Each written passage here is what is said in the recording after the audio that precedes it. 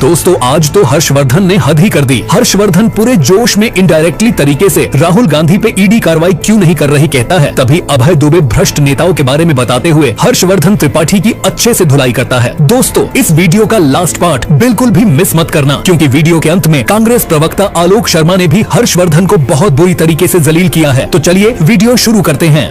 Picture चालू करो बे। हर्षवर्धन जी, ये ईडीआई ये राजनीति की बिसात किसने बिछाई?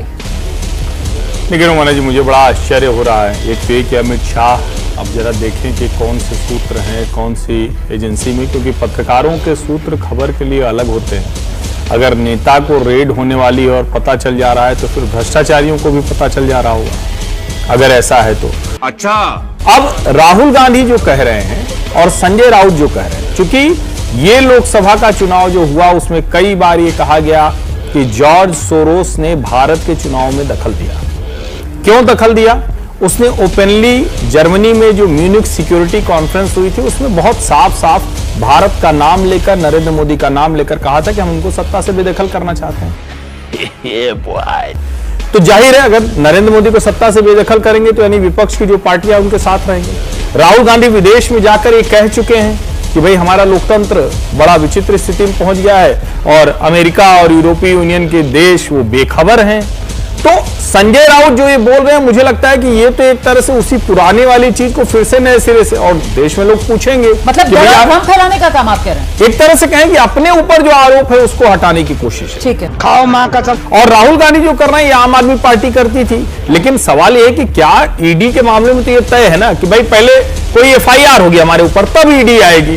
तो चूंकि राहुल गांधी के ऊपर एफआईआर है, राहुल गांधी जमानत पर छूटे हुए, इसलिए ईडी उनके यहां जा सकती, किसी के यहां जा सकती। ठीक है, वरना जो स्क्रीन पर इतने लोग दिख रहे हैं इनमें से किसी के यहां पुलिस तो जा सकती है, लेकिन ईडी नहीं जा सकती छापा मारने, क्योंकि पहले तो कोई न कोई आधार होगा।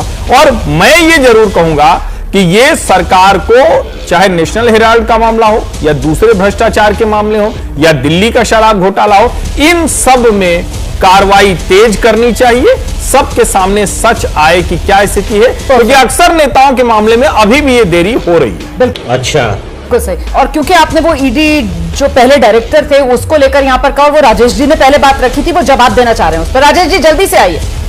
मैं तो हर्षवर्धन जी का धन्यवाद करना चाहता हूं कि सीधी अपील उन्हें हमारे देश के गृह मंत्री अमित शाह जी से कर दी कि वो अपने लोगों को टाइट करें। तो मैं तो कह ही रहा हूं कि वो चला ही रहे हैं, अब टाइट कर रहे हैं कि ढीला कर रहे हैं। अभी हर्षवर्धन जी ने मान लिया कि अमित शाह जी टाइट तो ढीला कर सकते हैं, जो वो कहेंगे वो करेंगे। आपका बहुत बहुत धन्यवाद सर।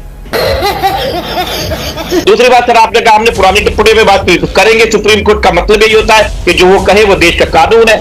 तीसरी बात आपने कही कि जो मिश्रा जी की बातें करी, हमें व्यक्तिगत कोई दिक्कत है नहीं, मिश्रा जी से हमें क्या दिक्कत है, कोर्ट प्रति उन्होंने कह दिया। और चौथी और आखिरी बात, आपने कहा कि ईडी एफआईआर के बाद आती है। सर ईडी नोटिस दे सकती है, किसी भी केस में आपको नोटिस देगी, आपको जाना पड़ेगा, आपको बुलाएंगे और वहीं पे गिरफ्तार कर देंगे। आप सर ईडी का कानून पढ़िए, आपने शायद 2018 से पहले का पढ़ लिया है।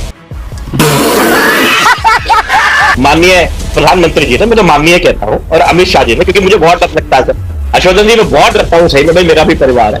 तो उन्होंने कानून को बदल दिया है, तो कानून को बदलने के बाद में अब आपको बताना, आपके कोई आरोप लग जाता है तो आपको सिद्ध करना है कि आप निर्दोष हो। तो आप ये समझ लीजिए कि किसी पे भी नोटिस जा सकता है, आप उनका साथ दे रहे हैं, आपका नहीं आएगा, मैं गारंटी देता हूं।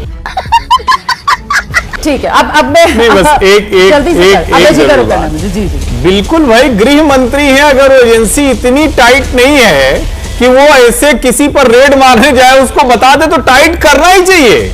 वरना मैंने जो पूरा शब्द कहा राजेश जी, मैंने कहा कि ऐसे तो किसी भ्रष्टाचारी पर, किसी चोर पर, किसी बेईमान पर छापा पड़ेगा ही नहीं कभी, क्योंकि वो सूत्र बता देंगे। तो जरा ये समझिए, नहीं ना मान जाए, भ्रष्टाचारी चोर और सबकी तुलना कहा राहुल गांधी का। नहीं, मैं तो उस बात से कह रहा हूं, मैं किसी को ये नहीं कह रहा हूं, लेकिन मैं इस बात से कह रहा हूं कि एजेंसी के अधिकारी अगर कोई खतरा है, इंसाइडर है, ये जबरदस्त है। मतलब राजेश जी, ये जबरदस्त चलिए अभी तो हमने ऐसा कुछ किया नहीं है, हमने से किसी को कोई खतरा नहीं, उसके लिए हमें कुछ करना भी पड़ेगा ना, बड़ा साहस चाहिए उसके लिए। आप लोग अपनी राजनीति जो है वो अपने तक ही सीमित रखिए। मैं बहन डर गई। अभय जी के पास जा रही हूँ। अभय जी प्लीज आइए सर। ये ईडीआई और सवाल वही, ये राजनीतिक बिसात ईडी को लेकर आखिर किसने बिछाई सर? देखिए, अभी जब आलोक जी अपना शुरुआती वक्तव्य दे रहे थे तो उनकी बात सुनकर मुझे भी रॉबर्ट वाड्रा वाला प्रकरण याद आ गया। अभी मजा आएगा ना भिड़ो। जिस वक्त रॉबर्ट वाड्रा से ईडी बुला के पूछताछ कर रही थी, इसी एबीपी के मंच पर मैं भी मौजूद था जी। और मैं, जो मेरे साथ दूसरे मेरे वरिष्ठ साथी थे, जो मेरे साथ मुद्दतों पहले से काम करते रहे हैं, उन्होंने मुझसे कहा कि अभी अभी रॉबर्ट वाड्रा को वो जो उनके खिलाफ गवाह है उसके सामने बैठा के इससे पूछताछ होगी। यही नहीं, अभी और सुनिए। उन्हें लगभग ऐसा लग रहा था ऐसे वो अपनी दिव्य दृष्टि से ईडी के दफ्तर में एबीपी के मंच पर बैठे बैठे देख रहे हैं, तो उसी वक्त रॉबर्ट वाड्रा फंस जाएंगे और आज ही किसी कीमत पे ये बंदा नहीं बचेगा। अब आलोक जी ने याद दिलाया कि कितने साल हो गए हैं इस बात को। वास्तव में मुझे भी याद आया कि कितने साल हो गए हैं इस बात को, वो कुछ भी उसमें नहीं हुआ। अरे बाप रे, ये तो धोती खोल रहा है। लेकिन आपने बृजमोहन जी की बात पर गौर किया या नहीं किया? उन्होंने 3 स्टेजेस बताई सर। मतलब अजीत पवार और प्रफुल्ल पटेल, जिन्हें अभी हाल ही में क्लीन चिट मिली है, उन्होंने 3 स्टेजेस बता दी। उन्होंने कहा एक स्टेज जिसमें शिकायत होगी, दूसरी स्टेज जिसमें शिकायत की जांच होगी। जी सर, आइए। है जो सत्ताधारी दल से किसी न किसी रूप में जुड़े हुए हैं। अगर ईडी किसी खिलाफ रिपोर्ट लिख, किसी खिलाफ एफआईआर लिख ले या किसी को छापा मार दे, किसी को नोटिस भेज दे, भाजपा के लिए तुरंत तय हो जाता है कि ये पर है और ये जेल में निश्चित रूप से जाएगा और उसको सजा भी होगी। अरे देवा, तो ये फौरन ही उसका एक राजनीतिक पूरा एक प्रपंच रच दिया जाता है और भ्रष्टाचारियों के खिलाफ एक राष्ट्रीय संग्राम शुरू हो जाता है। विपक्ष ने इसको लोकसभा चुनाव में मुद्दा बनाया।